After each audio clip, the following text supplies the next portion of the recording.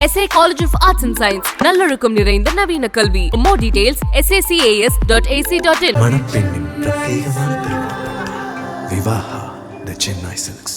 Kumudam digital நேயர்களுக்கு இனிய வணக்கங்கள். இந்த வாட்டி நாம் பார்க்க போகின்ற விஷயம் மக்கள் ஆவலுடன் எதிர்பார்க்கக்கூடிய ராகு கேது. ராகு கேது என்றாலே தெரியும், சர்ப கிரகங்கள், நிழல் கிரகங்கள்.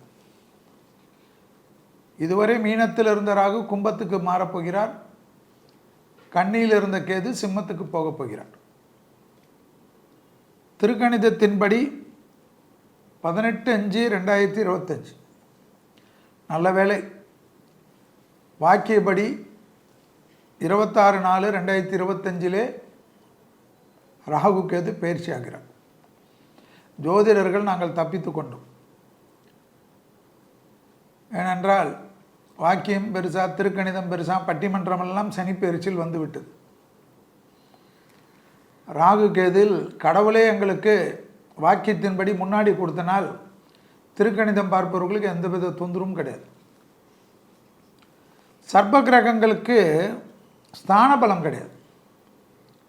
12 வீட்டில் இவர்களுக்கு எந்த வீடும் கிடையாது என்பதுதான் ஜோதிடத்தில் இருக்கக்கூடிய விதிகள். குமுதம் டிஜிட்டல் நேயர்கள் ஒவ்வொரு நிகழ்ச்சியும் ஜோதிடத்திற்கு நான் கொடுக்கக்கூடிய விஷயத்திற்கெல்லாம் பேராதரவு கொடுத்திருப்பதற்கு மிக மிக நன்றிகள். எப்பொழுதும் இந்த குமுதத்தில், குமுதம் பத்திரிகை ஆனாலும் சரி, குமுதம் பக்தி ஆனாலும் சரி, கடந்த 29 ஆண்டுகளாக என்னை ஆதரித்து வரக்கூடிய அருமை அண்ணன் நிர்வாக இயக்குனர் வரதராஜன் அண்ணன் அவர்களுக்கு மனமார்ந்த நன்றிகள். குமுதம் பக்தியின் ஆசிரியர் ஜெயப்பிரியன் அவர்களுக்கும் மற்றும் ஃபோட்டோகிராஃபர் குமுத நிர்வாகத்தில் இருக்கக்கூடிய அத்தனை பேர்களுக்கும் என்னுடைய மனமார்ந்த நன்றிகள். மேலும் இவ்வளோ பெரிய வெற்றியடை செய்த நேயர்களுக்கு என்னுடைய மனமார்ந்த நன்றிகளை ராகு கேது பயிற்சி பலன்கள் சொல்வதற்கு முன்பாக உங்களுக்கு சொல்லிக் கொள்கிறேன். கும்பம் சனி வீட்டில் ராகு, அந்த இடத்தில் ராகுவுடைய நட்சத்திரமான சதயம் இருப்பதை ஞாபகத்தில் வச்சுக்கணும். அப்போ ராகு பவர்ஃபுல்லாக அங்கே வேலை செய்வார்ன்றது இந்த பயிற்சியில் நீங்கள் ஞாபகத்தில் வச்சுக்கணும்.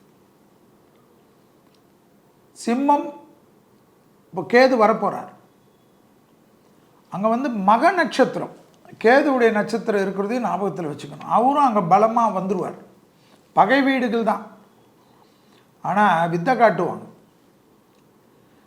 உலகத்தில் எது எது கெடுபலன் நடக்குதோ அதுக்கெல்லாம் அதிகமான சப்போர்ட் பண்ணுவாங்க இவங்க. ஷேரில் உஷாராயிருங்கன்னு நாங்கள் சொன்னோம். ஷேர் மார்க்கெட்லாம் ஒரே காலத்தில் காலி அடிச்சு தூக்கி போட்டுடுச்சா? ஏன்னா உங்களுக்கு நல்லதுக்கு தான் நாங்கள் ஜோசியம் சொல்கிறோம். தங்கத்தில் போடுங்கன்னா தங்கம் இப்போ குறையும்னு யார் சொன்னாலும் நம்பாதீங்க. குறைஞ்சாலும் திருப்பி தங்கம் தான் வரும். கோல்மாலில் குறையலாம். ஏன்னா மீனத்தில் இருக்கக்கூடிய சனியால் தங்கம்தான் பாதுகாப்புன்றது மாதிரி உலகத்தில் வரும், ஒரு பயம் வரும். நிலநடுக்கங்கள் தொந்தரவு பண்ணும், கடல் பொங்கும், மலை சரிவுகள் ஏற்படும், காத்தால் பிரச்சனை வரும், வெள்ளத்தால் பிரச்சனை வரும், பஞ்சபூதத்தில் நெருப்பால் பிரச்சனை வரும். மனுஷனுக்கு எல்லா ரூபத்திலும் தொந்தரவாகவே காட்டும். தீவிரவாதத்தால் அச்சுறுத்தல் ஏற்படும், எல்லை பிரச்சனைகள் ஏற்படும், போர் மேகங்கள் சூழும், அதிபர்கள் தவறான முடிவுகள் எடுத்து, நான் ஏற்கனவே சொன்னது தான், கவுண்டமணி ஐயா சொல்லுவார் ஒரு படத்தில், இங்கே பூசு அங்கே பூசுன்னு சந்தனத்தை. அதுபோல் மத்தியில் ஆள்பவர்களாக இருக்கட்டும், மாநிலத்தில் ஆள்பவர்களாக இருக்கட்டும், குட்டி குட்டியாக நகராட்சி நடத்துபவர்களாக இருக்கட்டும், அமெரிக்காவாக இருக்கட்டும், எந்த வல்லரசு நாடுகளாக இருக்கட்டும், வரி மேலே வரி தான் போடுவாங்கன்னு சொன்னோம். நம்ம சொல்கிறச்ச எல்லாரும் கேலி சொன்னாங்க. வரி ப்ளஸ் வரி, இங்கே பூசு அங்கே பூசுன்னு மக்கள் உடம்புல எந்த இடம் விடாமல் வரியால் அடிப்பாங்க. நீங்கள் 100 ரூபாய் சம்பாதிச்சாலும் 35 ரூபா எடுத்துன்னு போக முடியாத அளவுக்கு வரி இருக்கும். டோல்கேட்டு வரி, வீட்டு வரி, சாப்பிட்றதுக்கு வரி, செலவு பண்ணுற ட்ரெஸ்ஸுக்கு வரி, துணி வாங்கிறதுக்கு வரி, சோப்புக்கு வரி, சீப்புக்கு வரி, சம்பாதிக்கிறதுக்கு இன்கம் டேக்ஸ் வரி, ஜிஎஸ்டி வரி, ஸ்டேட்டில் வரி, எல்லா வரியும், ரோடுகளுக்கு வரி, கார் வாங்கினா வரி, பைக் வாங்கினா வரி, பதட்டமாக தான் இருக்கும். சம்பாதிக்கக்கூடிய மத்தியதர வர்க்கத்தெல்லாம் கடனாளி மேலே கடனாளி ஆகிடுவோம். கிரெடிட் கார்டு தான் வாழ்க்கைன்னு ஆகிடும். கிரெடிட் கார்டில் நம்ம தேய்ச்சிட்டு அதுக்கு உழைக்கிறதே சரியாயிடும். உங்கள் சார்பாக தான் பேசுகிறேன். நான் கூட கட்சியிலலாம் இருக்கிறேன். எந்த கட்சியாக இருந்தாலும் இது தான். ஏன்னா உலகம் அப்படி மாட்டிக்கும். நிறைய செலவுகளுக்கு என்ன பண்ணுறதுனே தெரியாமல் அதிகாரிகள் புதுசாக வரி கற்றுக் கொடுத்து சப்ளாஸ் வாங்கிடுவாங்க, இன்க்ரிமெண்ட் வாங்கிடுவாங்க. நம்ம மாட்டிப்போம். அதனால் சனி வீட்டில் இருக்கக்கூடிய கும்பத்து ராகு கனிமங்கள், பூமியில் இருக்கக்கூடிய கனிமங்களெல்லாம் கண்டுபிடிச்சி கொடுப்பாங்க. தங்க சுரங்கங்கள், தங்க புதையல்கள் இந்த கோயிலில் இருக்குது, மலையில் இருக்குது, குளத்தில் இருக்குது, தோன்னா தங்க சுரங்கம் கிடைக்குது. இதெல்லாம் ராகு பண்ணுவார். உலகத்தில் நிறைய பெட்ரோலியம் கிடைக்கிறது, மற்ற கனிமங்கள் கிடைக்கிறது, விலை உயர்ந்த கனிமங்கள் கிடைக்கிறது. குறிப்பாக இந்தியாவில் நிறைய கிடைக்கும். நிறைய ஊர்கள்லாம் மக்கள் காலி பண்ணக்கூடிய நிலைமை ஏற்படும். ஏன்னா சுரங்கங்கள் கண்டுபிடிச்சிருவாங்களாம். அதுக்கேற்ற மாதிரி மக்களுக்கு 1 மடங்குக்கு 4 மடங்கெல்லாம் கொடுத்துருவாங்களாம் அரசாங்கம். மக்கள் திடீர் குபேர்கள் ஆகிடுவாங்க. சாதாரணமாக வறுமை கோட்டு கீழே இருந்து அவங்கவுங்க ஏக்கர் 2 ஏக்கர் 3 ஏக்கர் பார்த்திங்கன்னா திடீர்னு பெரிய செல்வந்தர்கள் ஆகிடுவாங்க. அது போலெல்லாம் கிடைக்குமா? கும்பத்தில் இருக்கக்கூடிய ராகு பொக்கிஷத்தை கொடுப்பாராம். பூமியில் இருக்கக்கூடிய அட்சய பாத்திரத்தை காட்டுவாராம். பாருங்கள், நடக்கும். உலகம் ஃபுல்லாக நடக்கும். திடீர்னு ஏழை நாடெல்லாம் பணக்கார நாடாகிடும். அதே போல் அரபு கண்ட்ரி, மற்ற கண்ட்ரிகள்லாம் நம்ம சொல்கிறது தான். பெட்ரோலியத்திற்கு மாற்றாக இப்போத்துலேருந்தே அவங்க ஆரம்பிக்கணுமா, இல்லைனா அடுத்த 25 வருஷத்துக்கு மாட்டிப்பாங்களாம். ஏன்னா பெட்ரோலியம், டீசல் எல்லாம் எல்லா கண்ட்ரிலையும் பேன் பண்ணுற மாதிரி வந்துருமா டெவலப்மெண்ட். ஏன்னா மீனத்தில் இருக்கக்கூடிய சனி பயங்கர டெவலப் பண்ணி கொடுத்துருவார். எல்லா இடத்துலையும் நேச்சுரல், இயற்கை முறையில் வண்டி, எலக்ட்ரிக்கல், இ வெஹிக்கிள்ஸ், பொல்யூஷன் இல்லாதது, பொல்யூஷனால் பாதிப்பு உலகமெல்லாம் பார்த்தது. கடல் மாசுபடுறுதல், கடல் மாசுபட்டு பெரிய சேதத்தை இந்த கும்பத்தில் கொடுப்பார்.